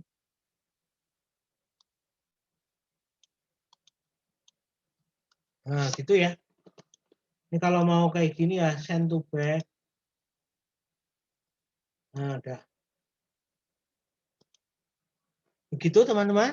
Itu kalau pakai Microsoft Word. Silahkan dicobain shape-nya. Di sini ada banyak. Termasuk kayak yang ini. Mana tadi? Nah, ini preparation ya. Preparation, kok preparation? Prosedur ini misalnya adalah hitung luas. Nah, seperti ini. Nah, ini apa toh hitung luas? Ini adalah fungsi gitu.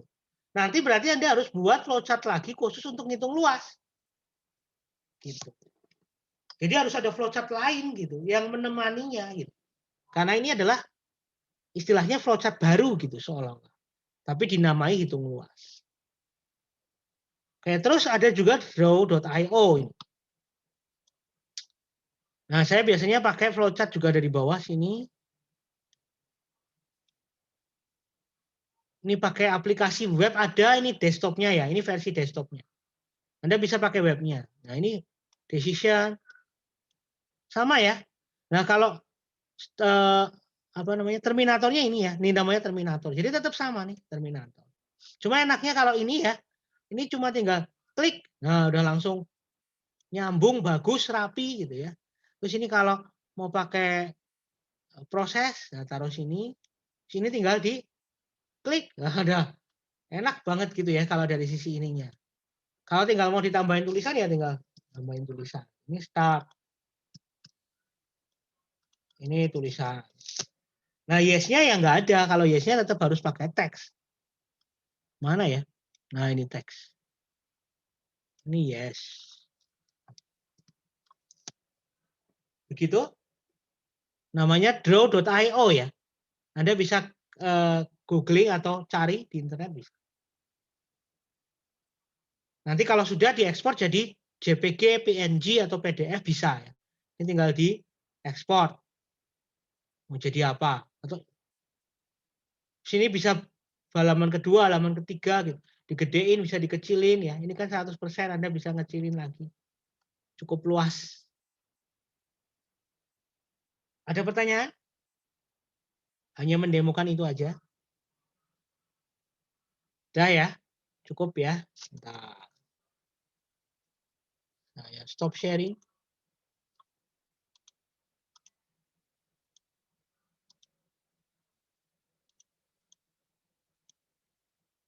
Nah, sekarang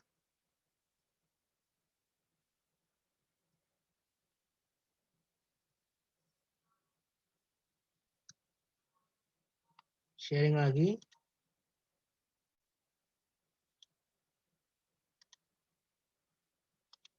Keluar ya? Slide saya muncul atau enggak? Yang show-nya muncul nggak show-nya?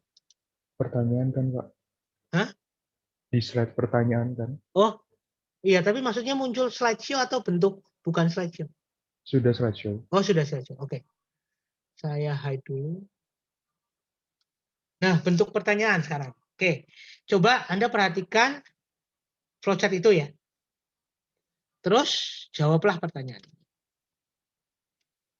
Apa hasilnya jika diinputkan A sama dengan 3, B sama dengan 5? Silahkan Anda coret-coret sendiri, lalu kemudian Anda bisa menjawab pertanyaan saya. Nanti saya catat sebagai keaktifan. Saya nyoba, Pak. Oke, sebentar. Saya ambil ini dulu.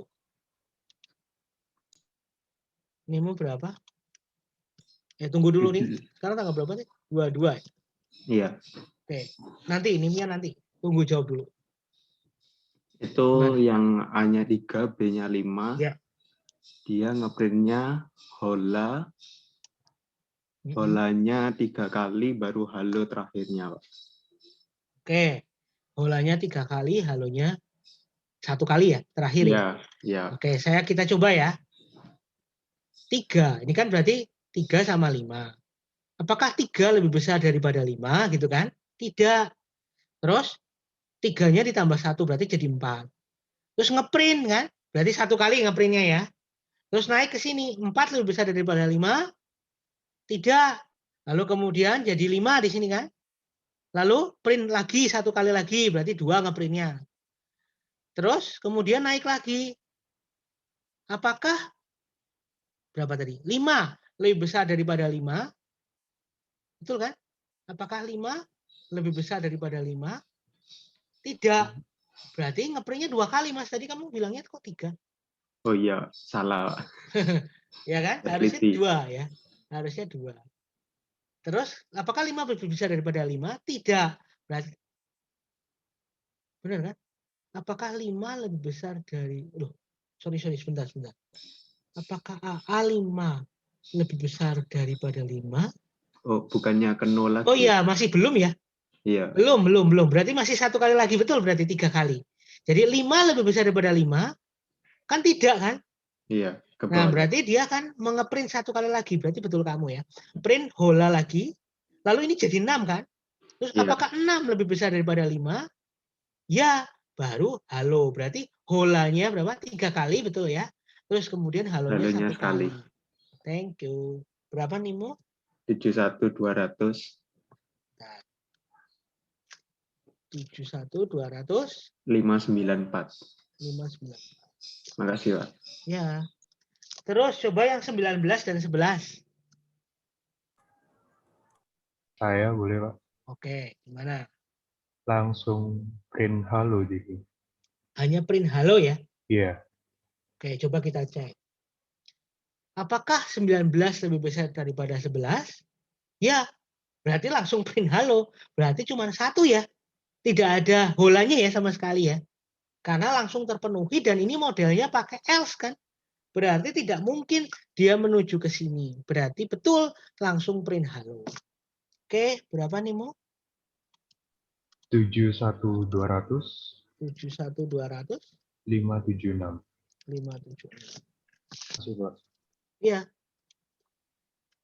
Oke. Nah, sekarang lebih sulit ini. Program meminta 2 angka. Ya, sebut saja X dan Y. Program akan menampilkan X jika Y lebih besar daripada X. Nah, gimana cara ngurutinnya? Jadi langkah-langkahnya gimana? Cara mengurutkan flowchart itu. Supaya hasilnya dia akan menampilkan print X. Ya, siapa yang mau coba? Pak, boleh coba nggak, Pak? Ya, boleh. Pertama, Pak. Tapi sebenarnya ada yang kurang sih, Pak, dari ini. Tapi Oh, dari flowchart itu. Ya, coba silahkan. Dicoba dulu. mulai dulu, Pak. Ya, mulai ini. Saya tulis ini mulai. Ya. Oke, terus? Terus input Y. Apa? Oh, input Y. Sama input X ya. Nah, Itu baru prosesnya apa? Cek apakah X lebih besar dari Y. X lebih besar daripada Y. Gitu. Terus? Kalau misalnya false, false-nya kemana? print false-nya dulu. Kalau misalnya false, berarti print X, Pak.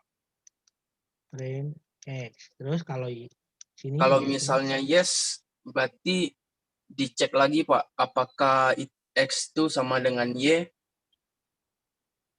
Soalnya, apakah gini? Dicek, Pak. Apakah X sama dengan Y? Kalau misalnya benar, itu print. Kalau misalnya benar, berarti print Y.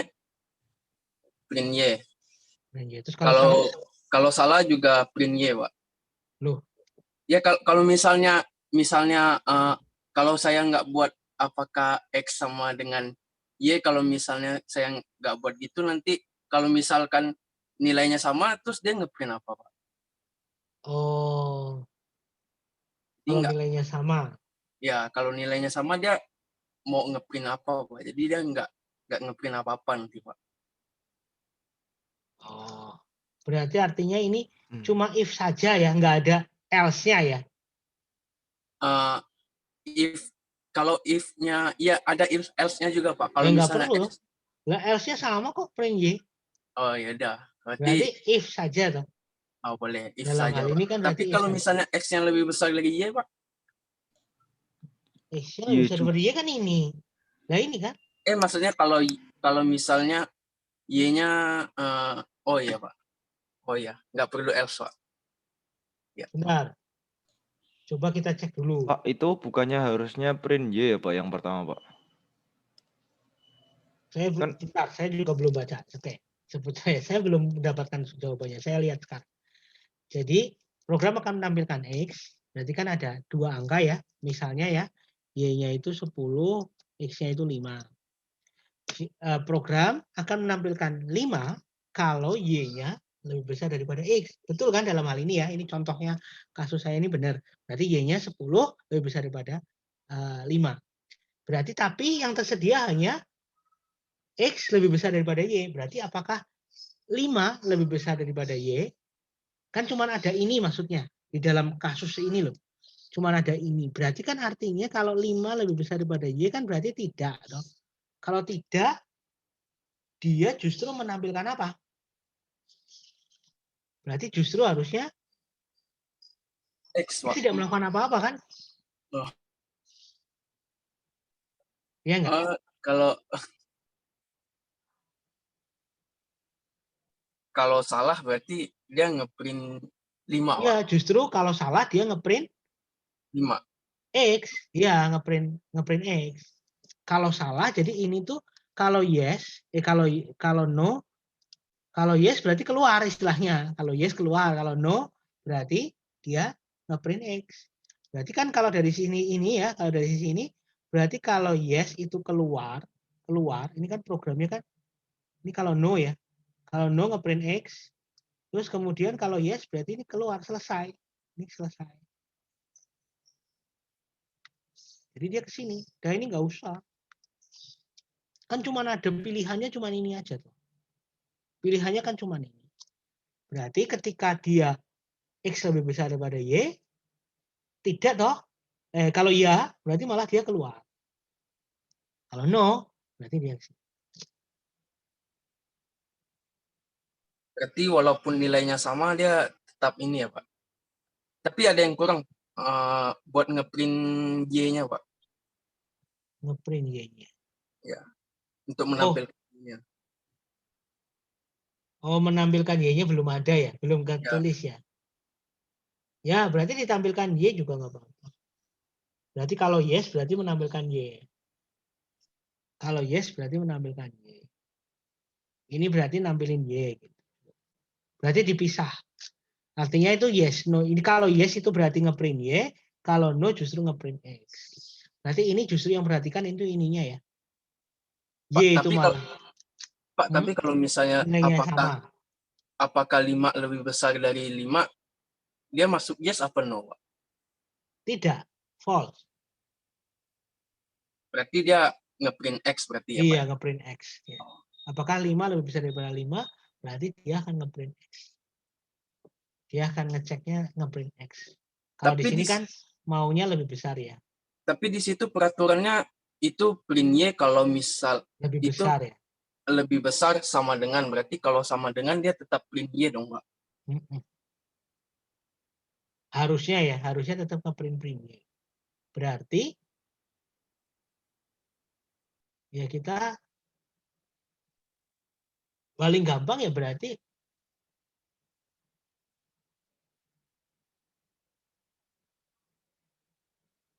diapain? Boleh usul nggak, Pak? Apakah ya, harus nambahin yang sama dengan juga, Pak?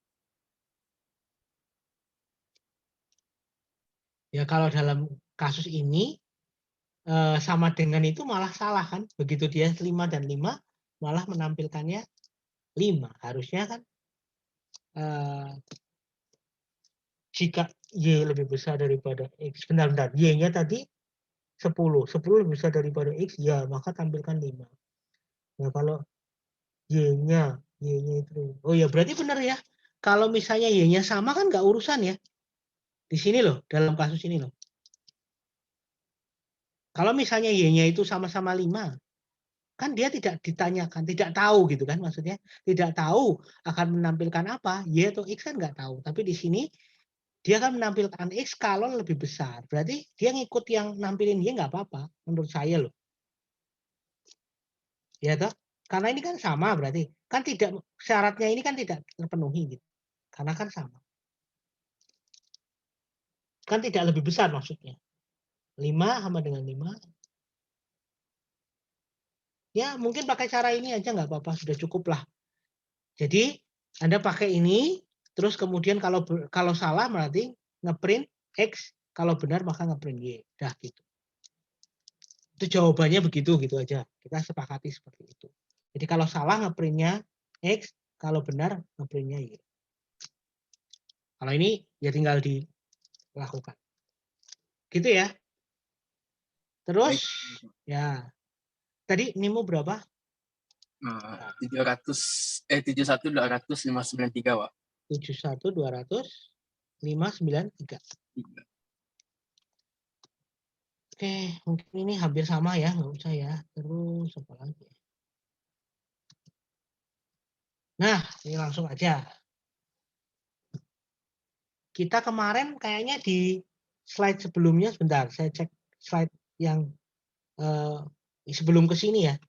Ini sekarang jam berapa toh? 9:11. Aduh, satu lagi lah. Yang mana yang menarik sebentar. Cepat sekali.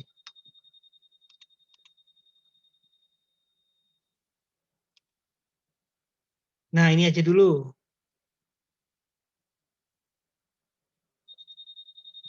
Ini apa?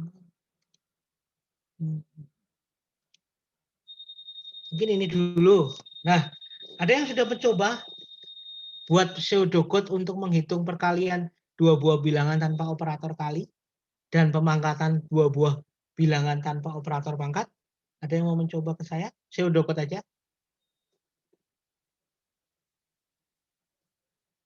Minggu lalu kan ada tuh soal ini. Jadi nggak boleh pakai bintang. Mengalihkan dua buah bilangan, jadi inputannya berarti bilangan A sama bilangan B kan. Tapi Anda tidak boleh menggunakan bintang. Bagaimana cara?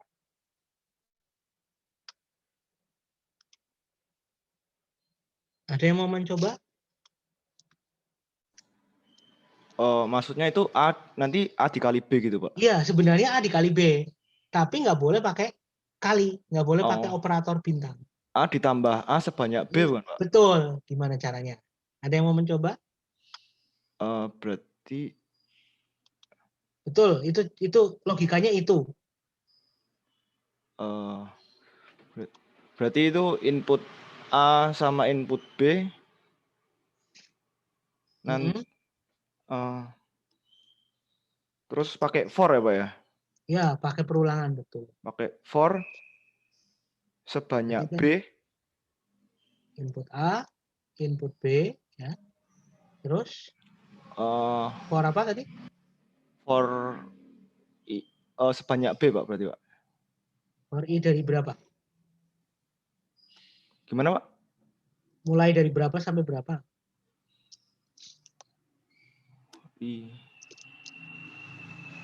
Kalau maksudnya saya melakukan perulangan sebanyak B kali gitu berarti ya, gimana nulisnya, dari Pak? Berapa sampai berapa? Sampai B toh? Ini Iya, dari berapa? Dari dari 1 sampai B ya. Kita coba dulu, ini saya belum tahu. Oke, mulai dari 1 sampai B ya. Terus? Habis itu gimana cara tadi kamu menjumlahkan toh? Iya. Terus gimana? Berarti harus ada apa? A plus ditampung. Komputer itu hanya bisa menjumlahkan per 2-2. Berarti harus pakai A sama dengan A plus B. A sama dengan A plus... Bentar, Pak. Ditampung dulu. Ditampung apa? Variabel apa? Total? Total sama dengan A plus A gitu, Pak. Total sama dengan A plus A yang nggak ada gunanya. Total sama dengan, ingat di slide ini kan slide 3 ya. Ini kan pertemuan ketiga nih. Di slide yang di awal-awal tadi kemarin ada kan? Di slide ini kan ada nih. Kita naik ke atas. Ini loh. Ini apa sih? Oh, berarti oh iya Pak, yang Oke. total plus A berarti Pak. Oke, berarti total sama dengan Total plus A Pak. oke, total plus A. Dah. Terus gimana berikutnya?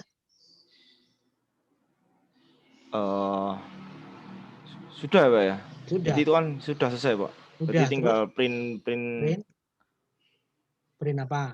print total. Print total. Oke. Sekarang kita coba ya, bentar. Saya sharing screen aja. Kalau susah. Nah, sekarang saya buat notepad ya. Oke, ini. Berarti saya menerjemahkan yang tadi ya. Berarti input kan A, input B ya. Terus tadi kan teman Anda for I sama dengan 1 to A kan? To B ya. Terus kemudian di sini total sama dengan total ditambah A. Terus print total. Nah, yang kurang apa?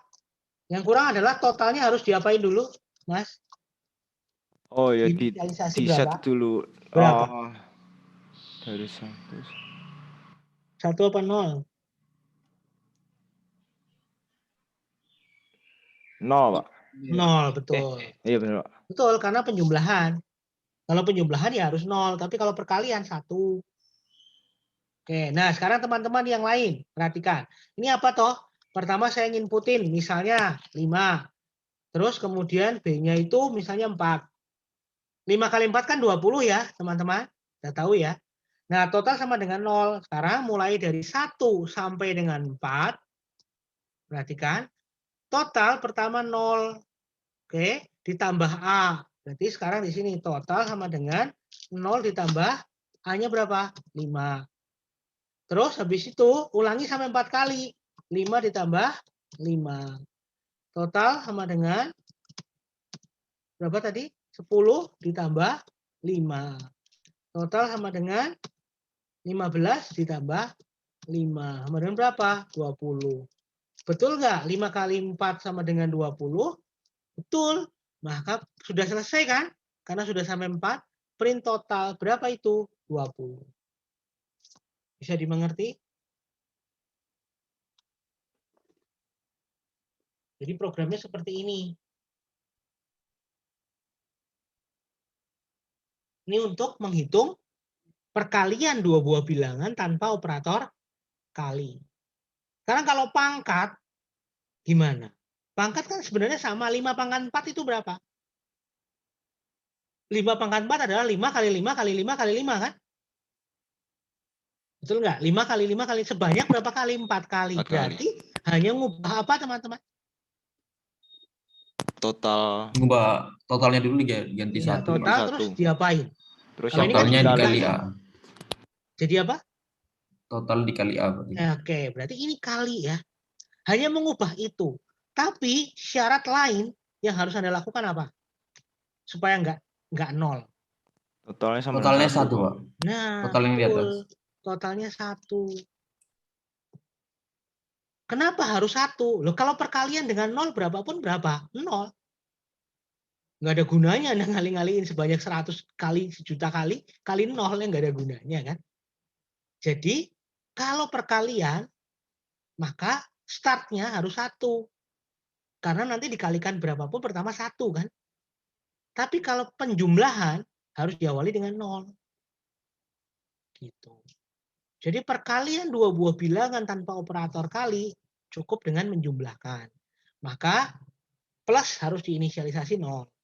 Sedangkan kalau pemangkatan dua buah bilangan sama dengan perkalian diulang-ulang, gitu kan? Perkalian harus memulai dengan 1. Bisa dimengerti? Nah, coba Anda yang belum mengerti ya, atau bisa dibilang mungkin sekarang mengerti tapi awalnya belum. Mungkin tadi Anda sudah paham, soalnya saya tahu. Ini kembali lagi saya ngulang lagi di awal. Soalnya saya paham, saya ngerti maksudnya, tapi ternyata tidak mudah untuk menuliskan dalam bentuk pseudocode ataupun program. Betul nggak? Coba lihat, Anda pasti mengalami ini gitu. Saya dulu waktu zaman saya kuliah jadi mahasiswa sama frustasinya. Saya menceritakan apa yang saya alami. Gitu. Saya paham, tapi saya kesulitan memasukkannya ke dalam program. Tidak semudah itu, betul nggak? Jadi Anda berpikir bahwa, oh ternyata saya ngerti soalnya pun saya tidak berhasil menuliskannya. Jadi kalau sekali lagi syarat Anda bisa membuat program adalah Anda harus bisa menuliskannya dulu. Kalau Anda bingung nulisnya, sudah berarti itu Anda belum berhasil. Jangan bilang sudah bisa. Gitu. Jadi Anda harus nulis dulu dalam bentuk pseudocode aja dulu. Kalau pseudocode-nya Anda tetap belum bisa nulisnya, berarti Anda belum bisa membuat program. Nggak akan bisa ngetik menulis apa, wong nggak berhasil gitu. Jadi kembali lagi perhatikan harus latihan. Nggak ada cara belajar Alpro cuma dibaca tok itu nggak bisa. Jadi harus nulis. Error nggak apa-apa ditulis. Caranya cari di referensi di internet. Tapi tidak untuk dibaca tok, tapi ditulis. Kalau Anda nggak nulis sendiri nggak akan bisa. Jadi benar-benar ini kayak praktek naik sepeda.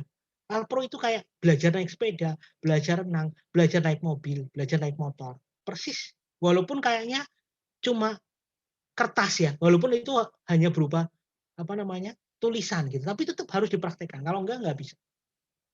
Saya sudah pengalaman puluhan tahun kan. Jadi tolong itu cara belajarnya gitu. Kalau Anda nggak tahu cara belajarnya bahaya. Gitu ya. Mungkin sampai di sini, maaf sudah jam 9:20. Hari ini langsung paling praktikum. Langsung saja boleh live. Terima kasih, selamat pagi. Nanti minggu depan kita lanjutkan lagi dengan programming ya. Makasih, Pak. Maaf ya, kelamaan. Makasih, Pak. Makasih, Pak. Ya.